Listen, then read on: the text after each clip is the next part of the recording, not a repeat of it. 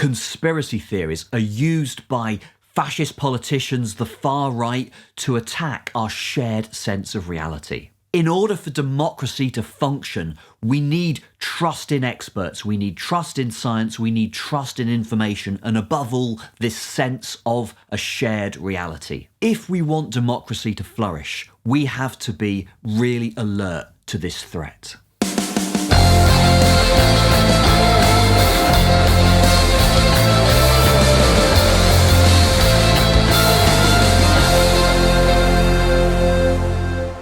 Hello, welcome back to The Attic. Welcome to part 2 of my video on fascism. In Attic Philosophy, we are talking about metaphysics, language, logic, the mind, social philosophy. This is part 2 of my video on fascism. Part 1, link here. I focus in on truth, its role in society, and the way that fascist far-right politics abuses that notion of truth and tries to destroy our shared sense of reality. In this video, we're continuing with that theme. I'm going to discuss how fascists use conspiracy theories to attack experts, scientists, academics, and what they're trying to do is attack this shared sense of reality we have, casting enough doubt on it so that all is left in our political discourse is group identification. In part 1 of this video, I talk through ideas from Jason Stanley's book, How Fascism Works. I'm going to look at a few more ideas for that in this part of the video. I've put a link to his book down in the description. I wanted to give a shout out to Jason because he's an inspirational philosopher. His book's a great read. If you're interested in this stuff, go and take a look. So according to Stanley, fascist politics degrades information spaces, occluding reality. Stanley's talking about the way in which a fascist leadership tries to undermine our grasp on reality. Reality itself is cast into doubt. We can't agree on the truth. Fascist politics replaces reasoned debate with fear and anger. How does a fascist state go about this? How can you destroy the very notion of reality? Often they will try to delegitimize our trust in experts. One way this can be done is via conspiracy theories. So there's a bit of debate about exactly how we characterize conspiracy theories, what they are, what they're about. But you can think of them in this way. They are going to target a particular group, and they are going to try to delegitimize that group. Stanley says they function by denigrating and delegitimizing their targets by connecting them, mainly symbolically, to problematic acts. So what they're doing is they are focusing in on a particular group of people. It might be scientists, it might be experts of some kind, and by linking that group of people with something that is felt to be problematic, it then delegitimizes their voices. Think about the Rush Limbaugh quote from earlier. He links experts and scientists to socialists and communists. Okay, there's nothing wrong with being a socialist or a communist, but to a certain group of people, to right-wing radio listeners, they will hear those words, communist, and that's their bogeyman, right? So if this guy says, well, scientists, they're all communists, their expertise is delegitimized to those radio listeners.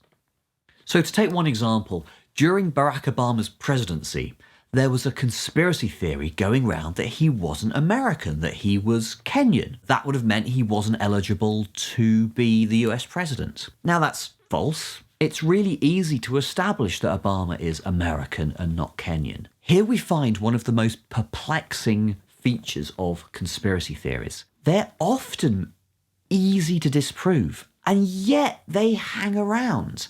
Okay, so they don't function like ordinary information. It's not like they are put out there for people to believe. It's not like they're put out there and people evaluate them and go, oh yeah, on the balance of things, I believe in that theory. Rather, they are not meant to be believed. Even adherents of conspiracy theories, it's not obvious that they believe the content of those theories.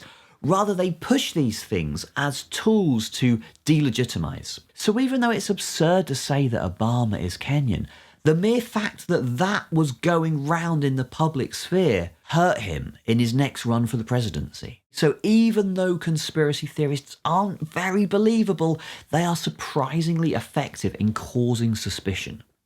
So there is a fairly straightforward link between conspiracy theories and fascism. Stanley puts it nicely.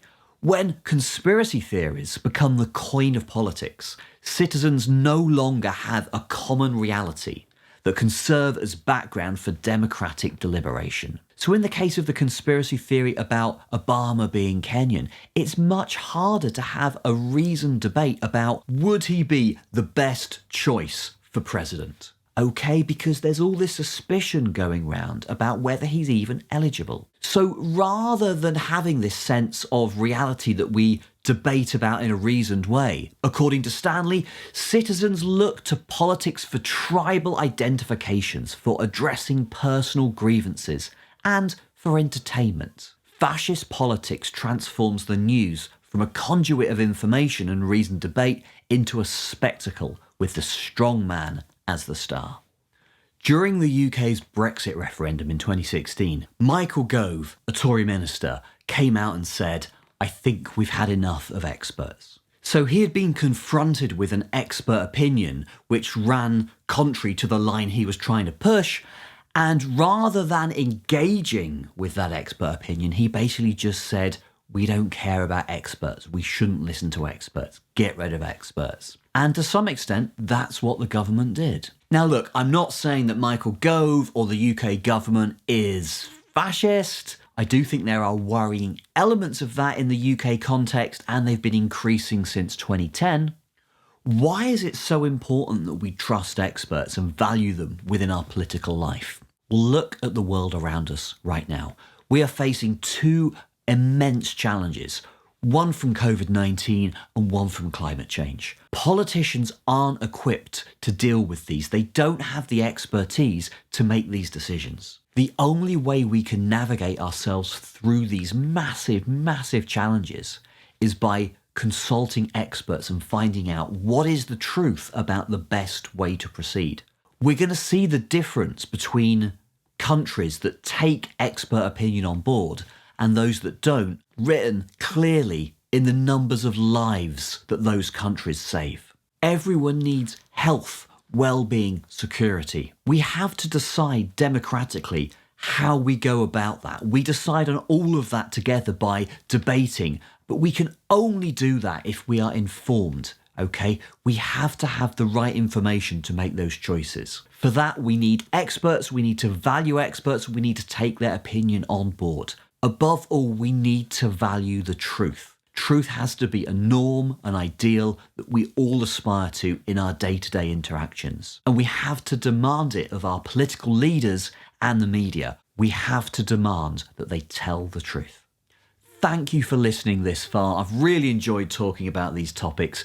Thank you very much to everyone who subscribed to the channel. It means a lot to me. Thank you for all the comments I've got. They've been so positive. You know, it's funny because when I interact with academic philosophers, when I give talks, you know, the normal kind of response is people telling me how I've got it wrong, how I need to change my views, how I need to do things differently. It's so amazing to hear that you've enjoyed the videos. It's just great to hear. I hope you guys are taking care of yourself and your families wherever you are. I'm filming this on the first day of lockdown in the UK. That was announced last night by the Prime Minister. But it's a gorgeous sunny day today. And one thing I've noticed, people are really taking this in their stride. Talking to people online, they are so positive. They are supporting each other. They're being kind. Don't forget to look after yourself as well. Thanks for listening. I'll see you next time.